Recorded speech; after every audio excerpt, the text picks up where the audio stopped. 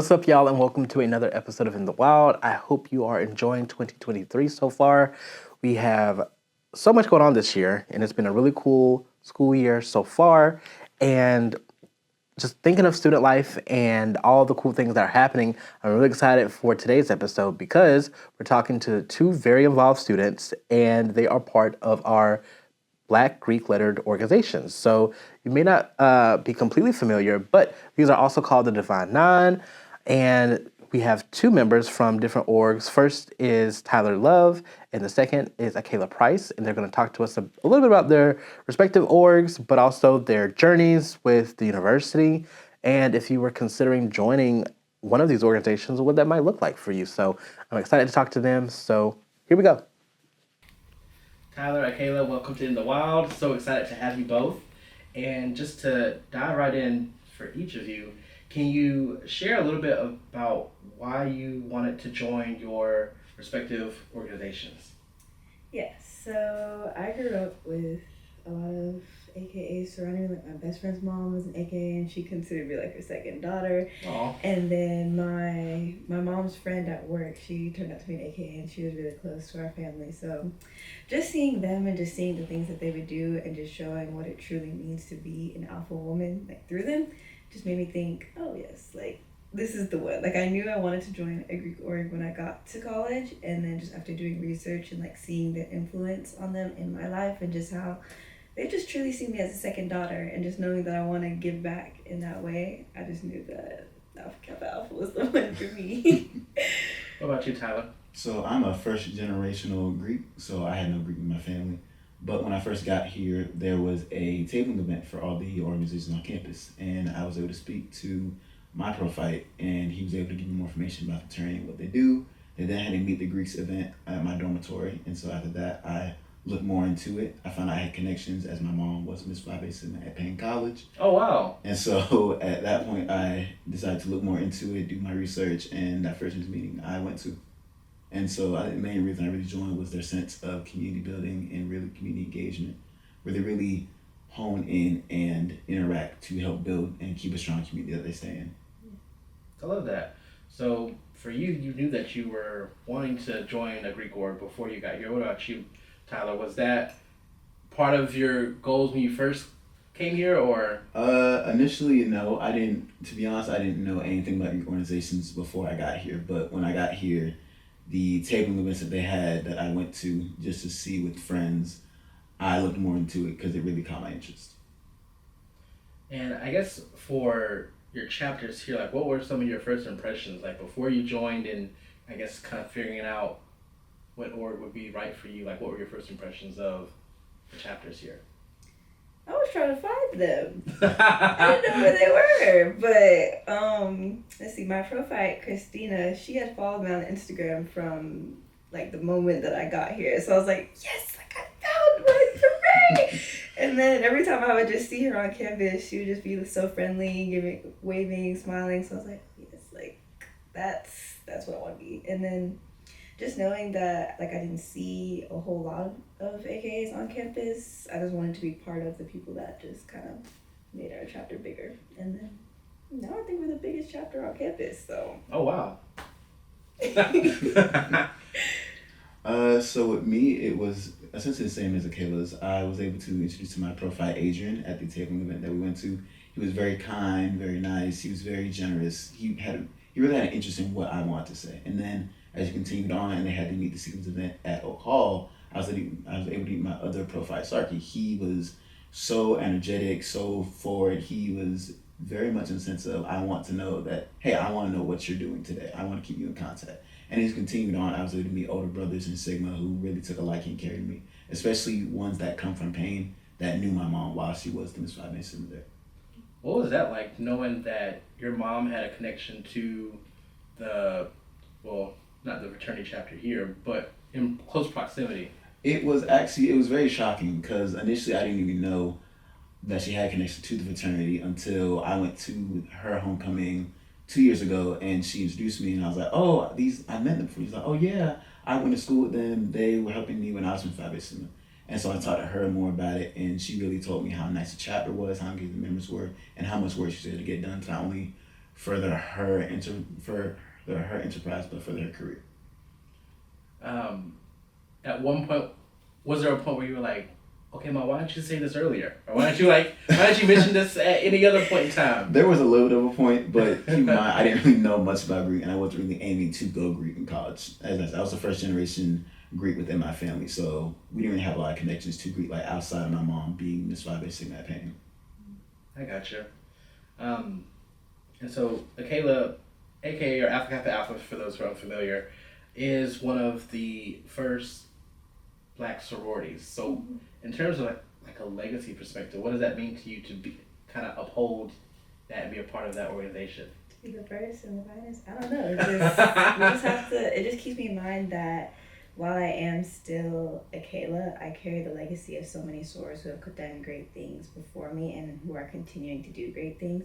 So even when I have my letters on, it just makes me think that I need to do great things too, just if nothing else, if not for myself, if not for God, then for just to uphold the legacy of just people who've done great things and have kind of paved the way in the path for me, because I don't know where I would be without my best friend's moms who paved the path for me and just showing what it means to be a Black woman in college and just furthering my career through that. So would you consider yourself to be first generation Greek as well? Yes. Okay. Yes. What was it like to, I guess, talk to your family about joining a Greek organization? So both of my parents are Jamaican, and Okay. so when it comes to talking to them about anything like American related, it's always like what are you doing? So I told them around like my senior year, just to kind of give them a heads up, be like, hey, I think this is what I want to do. I'm not sure like exactly which one yet, but I think this is what I want to do. And then, especially my mom, she was really supportive of me, just like looking up things about the organizations with me and just really supporting me through this with like paying my dues and be like, if this is something that you really want, like I'm gonna help you to get through all of this. And then just both of my parents being at my presentation ceremony was just the world to me, knowing that they just had my full support and just they were supporting me, and yeah, it was good to just tell them, and they took it well. So That's good. What about you, Tyler?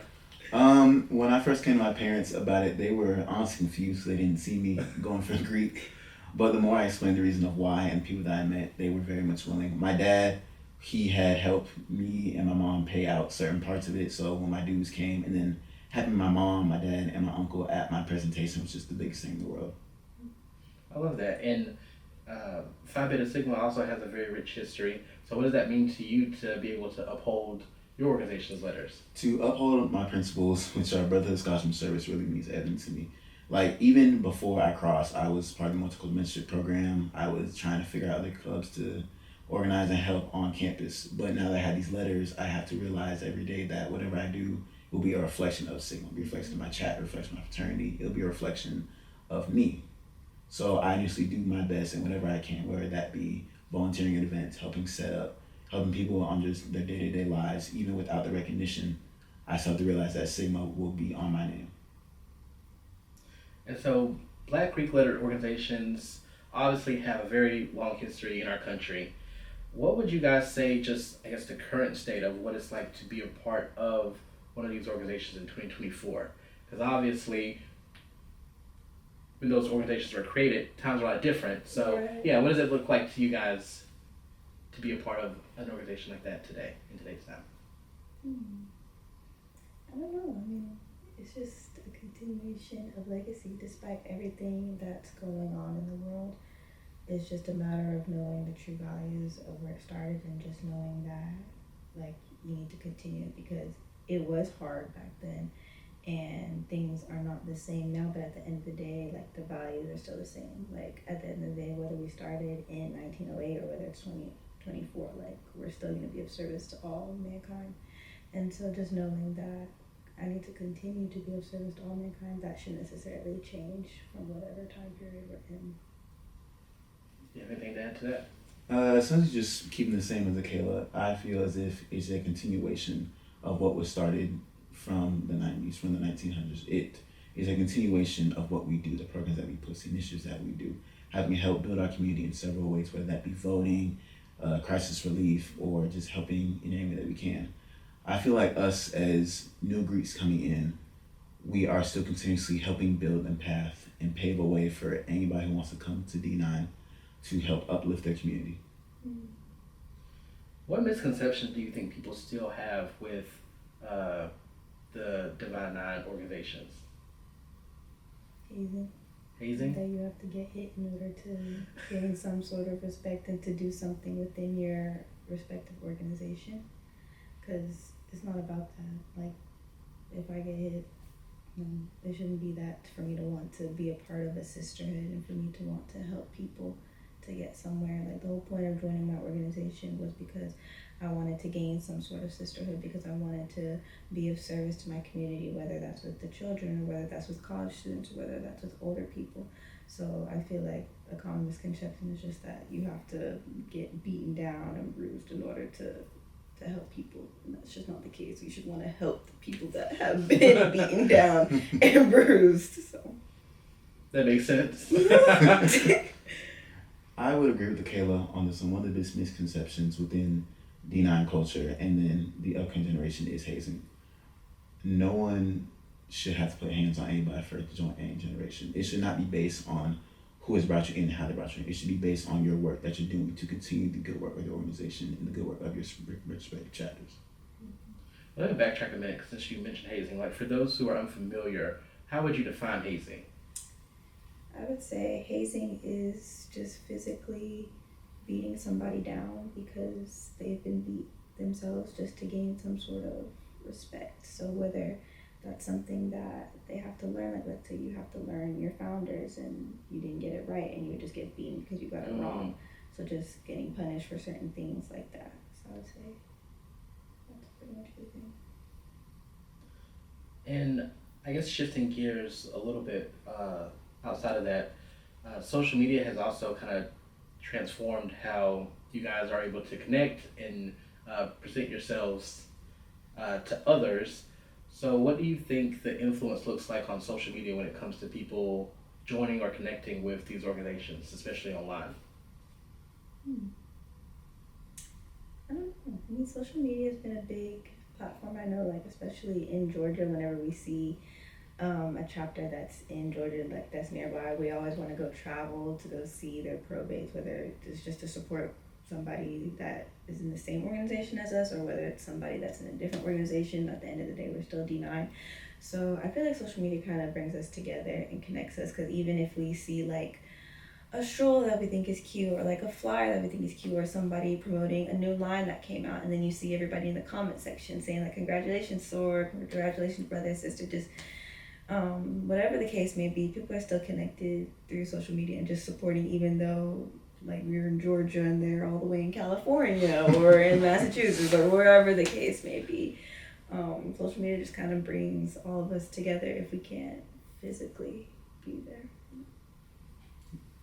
I can also agree with that. Social media really not only brings us together as Greeks, as D9, but also is able to promote us to the people out in the world, where they will see different chapter pages and be like, man, these dudes are so cool, what they do, their influences on their campus, what they have in real life. Like Sigmas outside Augusta have such prominent and very flourishing careers that I can relate to. If I need to talk to a brother about a career path that I want to go to, me and have that similar, not only the career path, but through the fraternity. Social media really is a very big influence and is a very large worldwide connection to not only connect with brothers within your state, but also brothers outside your country. Yeah, I would say like social media, like if you're stuck with something, be like, oh, I really want to do this event. Like I've kind of seen how somebody else did this event, but like, I don't want to steal their event, but I want to know like the basic ideas of how to do their event. You can just like reach out to them, because at the end of the day, like it's still, hey Soror, how did this happen? Like how did you guys make this work? What was the paperwork? Like just connecting like that, and the sisterhood is still showing through social media. And I guess I'm kind of curious as well, like what is it like to be able to connect with your brothers or sisters from different chapters online and being able to connect? What is that like? That's great. I know when I went to a membership experience conference a while back, and somebody had came up to me and was like, oh my goodness, are you Mu Zeta? Like, was like, girl, how did you know that? But she's like, she saw me on Instagram and we were just talking and just connecting because she goes to a college in Georgia. And so just kind of seeing that and just like it being from social media into real life, it's like, oh wow, like the more I post on social media, the more like my face is just on there. It just makes people recognize me, and then we just form connections with people that could be used later on. I feel like it's always that initial first day out post. That will definitely get you connections.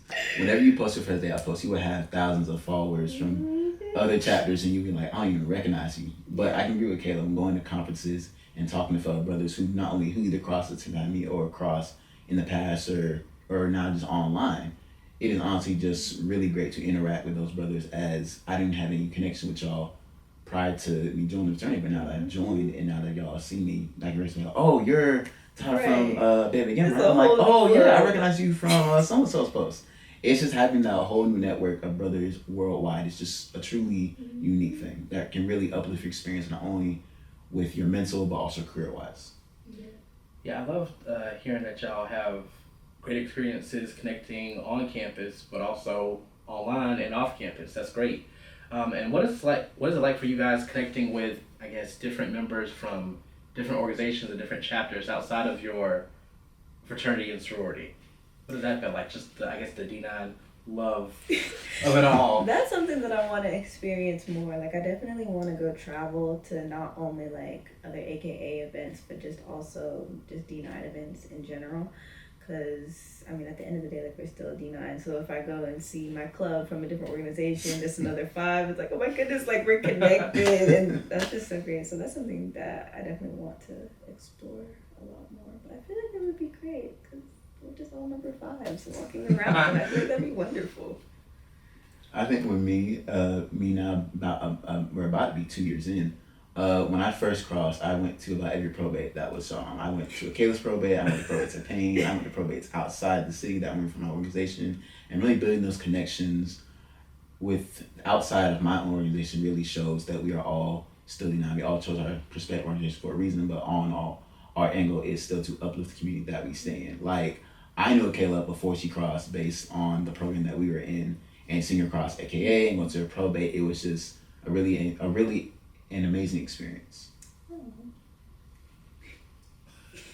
And I guess just looking forward, like, what would you say are some trends or things shifting that you would like to see more for, I guess, D9 or just your individual organizations?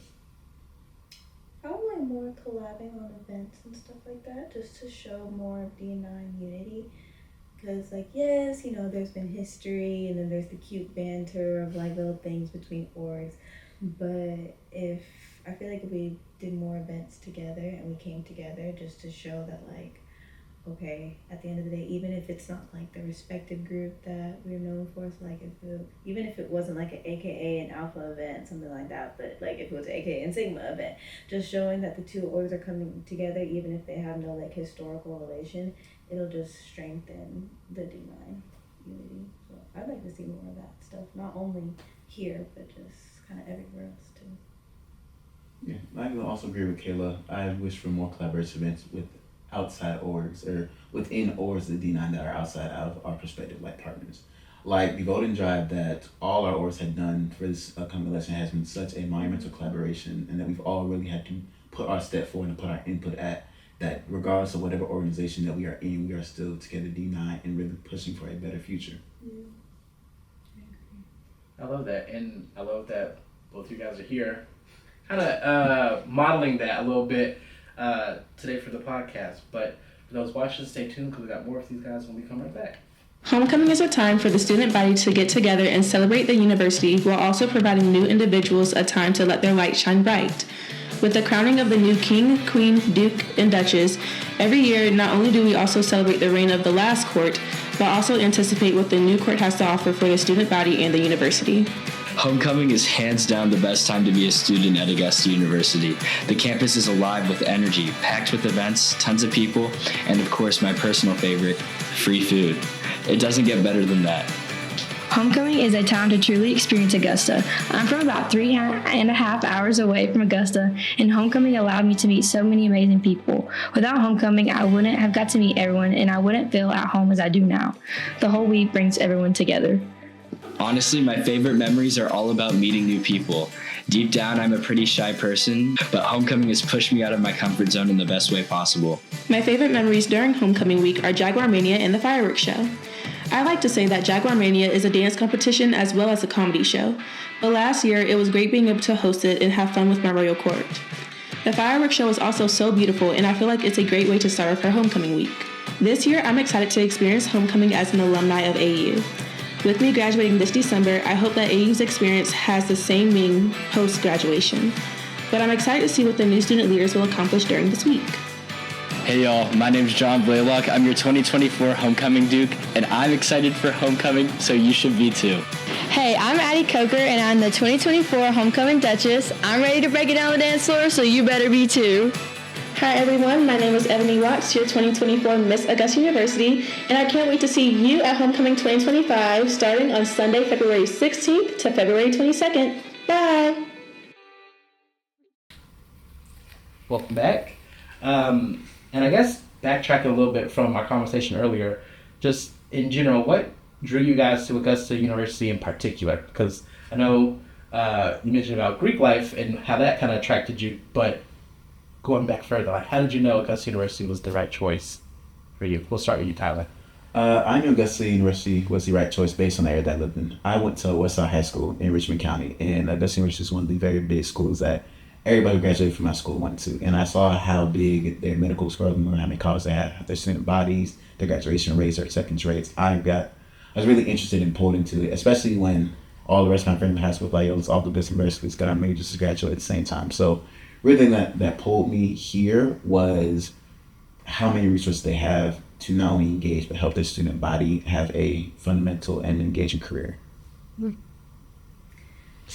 Augusta was actually the last school that I applied to because Really? I didn't know about it until probably December. And my mom was like, oh, look, you should apply here. There's a medical school. This is what you want to do. I was like, you're sending me off to the middle of nowhere. I don't know where I'm going. But I did more research on it and just kind of waited, prayed, and pretty much God was like, yeah, you're going to go here. Okay. There's no ifs, ands, or buts.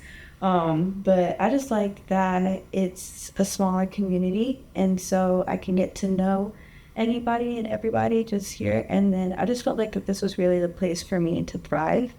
Like my end goal would be to get into MCG and continue to just thrive and serve this community if I can. But probably the medical school and just knowing that I'd be able to form connections here easier are probably the two biggest things that drew me here.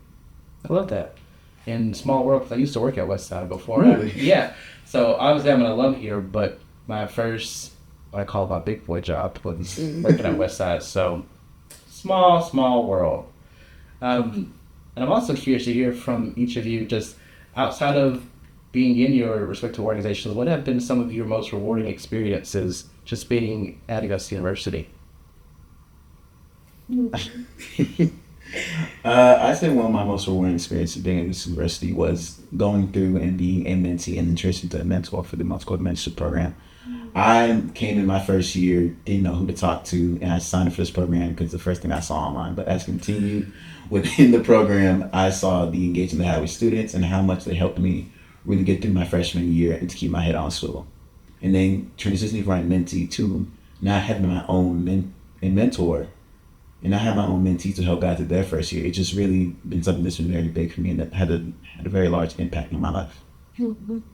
Yeah, I would agree. I started out in the multicultural mentorship program too. And just with my mentor, Adeja, she ended up being like the president of the Caribbean Student Association. And I was just talking to her when I got there. I was like, because I had known that I wanted to join it when I got here.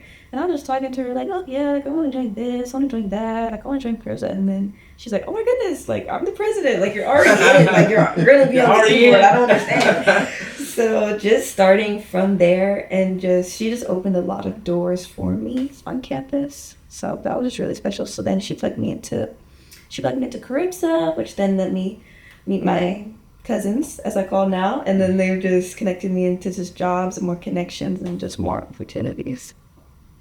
I love that. I know your cousins on campus. And also, like, how do you guys just balance it all? Because being a part of, like, your org can definitely be time consuming, but you're also involved in different things, having mentees, being involved in other orgs outside of your org. Like, how do you balance it all? Color-coded schedule.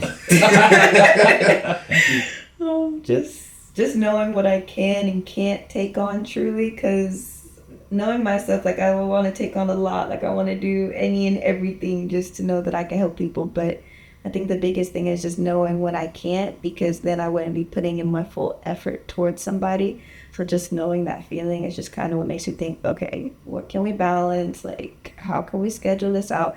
And then just kind of being disciplined to sticking to that. Like, if I say that I'm gonna go to the library at 1, I'm gonna get lunch at 2, then I'm gonna go ride the bus at 2:30. Like, just knowing that I need to genuinely stick to that, or else my plan is gonna be thrown off for the rest of the day, which can't happen.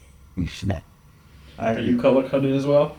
I am. That Outlook calendar has saved my mind so many times with classes, with work, and really being able to balance out the organization that I've been in, like having to go to an event for MNP, or having to help the BSU event, or having to go to my organization's meetings.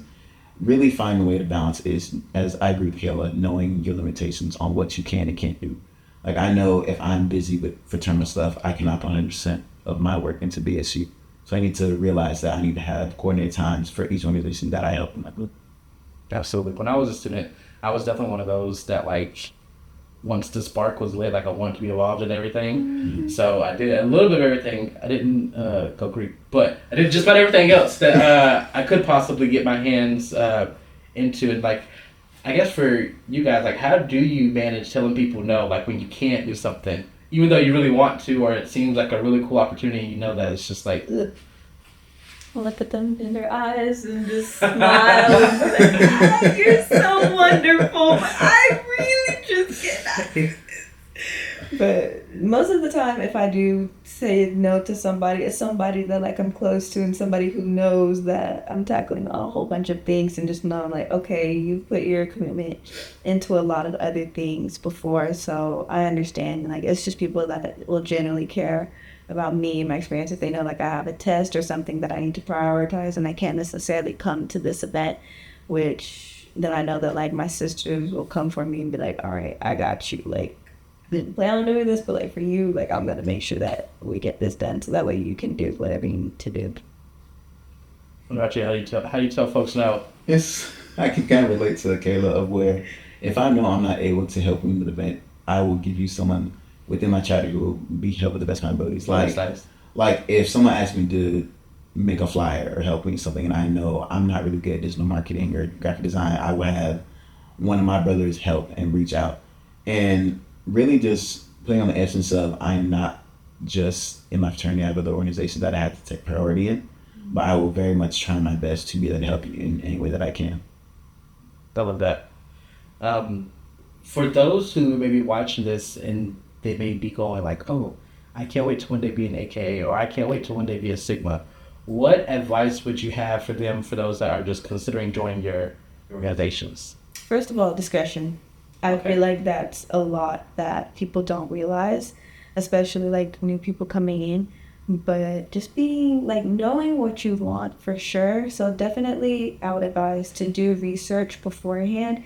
Know for sure that this is the organization that you want to go into and why you want to go into that organization, whether it's somebody or influences that you've seen that have personally helped you, and not superficial reasons like, oh my goodness, my favorite color is pink, I look great in pink, this is the one. Like, just knowing that you want to make a difference and just being sure of whatever org you go in. But just being discreet about that and just being sure within yourself that this is what you want to do. And then I would also say just making sure that you're putting yourself out there, because I know, like, one of the biggest things that my prefect told me is that she saw that I was just out doing events and stuff. So like I ran for homecoming, I was part of Calypso, so I danced on stage. I was at a lot of events and stuff, making my face known. I came to AKA events, BGLO events, and she just always saw my face, and so she knew that I wanted to be a part of like Augusta and like my community. And so then when she saw my application, she was like, "Oh yes, like she wants to be involved, and like I know that this is what she wants to do." So just the three biggest things: discretion, being sure of the org that you want to go into, and then just putting your face out there, being known. We're friendly, so just come talk to us or come talk to whoever.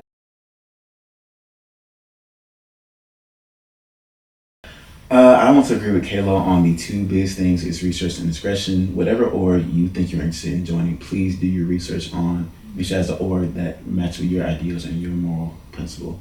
And the discretion of not telling everybody what org you want to be part of, not spinning around saying, "Oh man, I'm gonna be the next Sigma," or "I'm gonna be the next AKA on that line."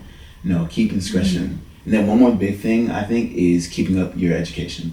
Keep up your grades, keep up with classes, keep up your schedules. Make sure you have the grade point averages that not only match the fraternal rules, but also the organization's rules of where you can't be coming in if you have under a 2.5. Try to aim for higher, aim for 3.5s, 3.6, aim for a 4.0 because the higher grade point average, the more recognized you will be seen when trying to join the organization. As we see, oh, he's very intelligent, he'll be very beneficial, it'll be very beneficial to join our organization. Right, because at the end of the day, like you're a college student first. Like that's what you came here for. This is what your money is going into. So you can't do all the extra stuff, and you can't help people if you're not helping yourself and taking care of yourself first. And education is a big part of that. Absolutely. And how do you, I guess, for you guys who are members of your organizations, like handle someone that is saying like, "Oh yeah, I want to be the next AKA or I want to be the next Sigma." Like what does that look like for you guys?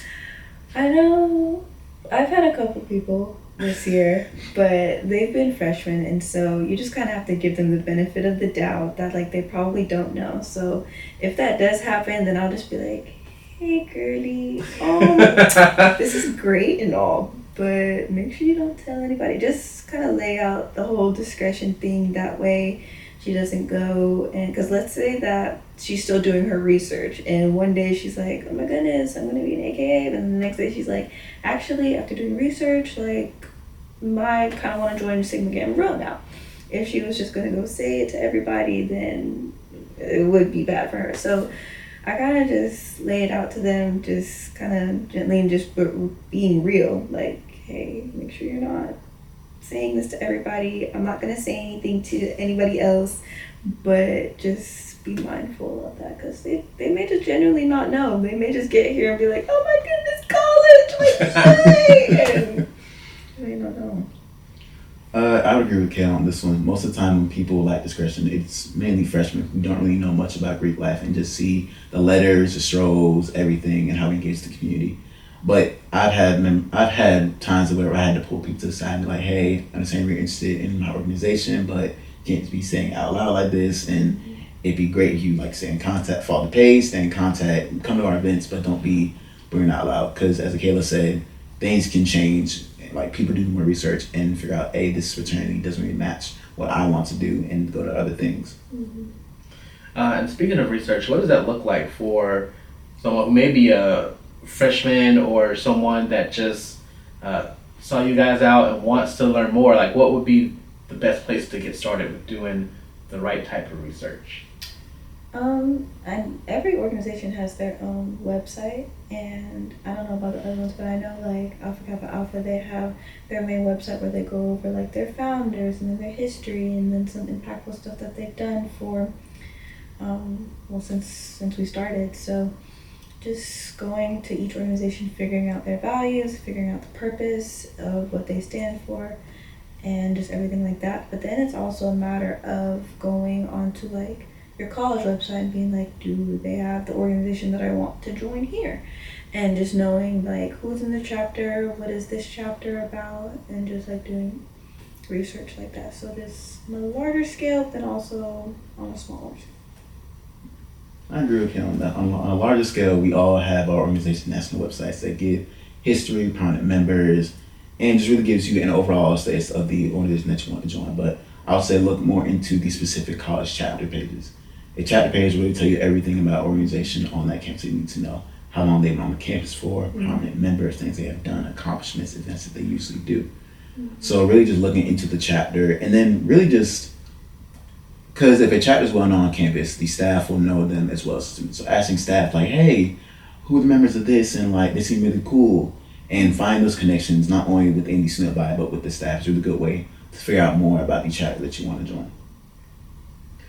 One thing that I think separates D9 from like other Greek councils is that for you guys, it really seems to be like a lifelong membership. Like even after you graduate, you're still a part of your organization, even if you're not necessarily part of the same exact chapter.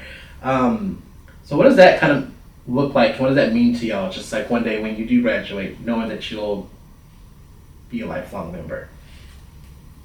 I think that just means that the real work starts. Like, just knowing that now I'm gonna have my big girl job, so I'm gonna be in a completely different environment. And so when somebody sees my letters or just like a little something to show that I am an AKA, I can start to do things on a larger scale, and knowing that it could possibly have a bigger influence on somebody than just on my college campus, the same way that it was for me. And then I'm here now, and just like the things that other people have done for me, and just knowing that once I leave college and like I go out into the even bigger real world, like the real work just starts. There will be more eyes on me. Like I want to be a doctor, and so there'll be children and parents, like all these different eyes on me. So.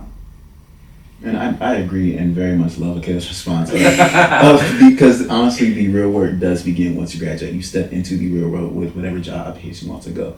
And as these letters, I will still be a Sigma for the rest of my life. It also helps me to keep networking, of where if I need to get a job or if I need to job interview for a certain job application, I can talk to a brother who has nearly that same occupation. Or if I need help with something, I can still reach out to a brother, disregardless of me being undergrad or alumni. Because the one thing that stays with these organizations is brotherhood and sisterhood within whatever particular organization you cross, is that you will still be a brother or a sister of whatever organization you cross, and you will still be there even after you graduate. You can still stay in contact with your undergrad chapter, stay in contact with your line brothers or line sisters, stay in contact with your prophytes. You really just have that overall sense of community, and wherever you go, you will be a lady of Kappa Alpha or a member of Phi Beta Sigma. You will have that connection worldwide. I agree with Tyler. Another question before I let you guys go. Just say 10, 20 years from now, something that you would love to see from your respective chapters. Like you come back for homecoming, or when you come just to experience campus for whatever reason, what would be something that you would love to see from your respective organizations? Let's see, so I want to start a project here, just something that I've started that hasn't been done from my chapter yet. So hopefully, like if I successfully start something like that, just knowing that if I come back here 10, 12 years later down the line, it's still going to be up and running, like it's still going to be something that they tried to do. I think the one thing I want, if I come back 20 years later after I graduate, is to not only see that we have an influence on campus, but off campus too.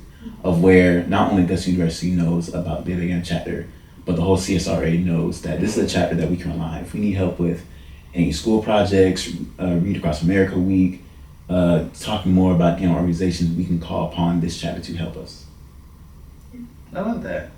And last question, since Augusta University is an experience like no other, I'm curious to hear from you guys, how has the university been like no other to you?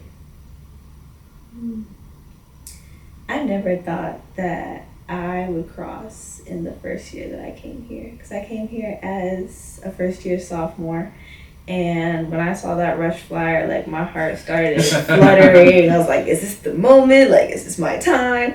So like, this is an experience like no other. Like I never thought that I would cross spring 24 and I would just be here, and the next thing you know, vice president and just kind of working my way up.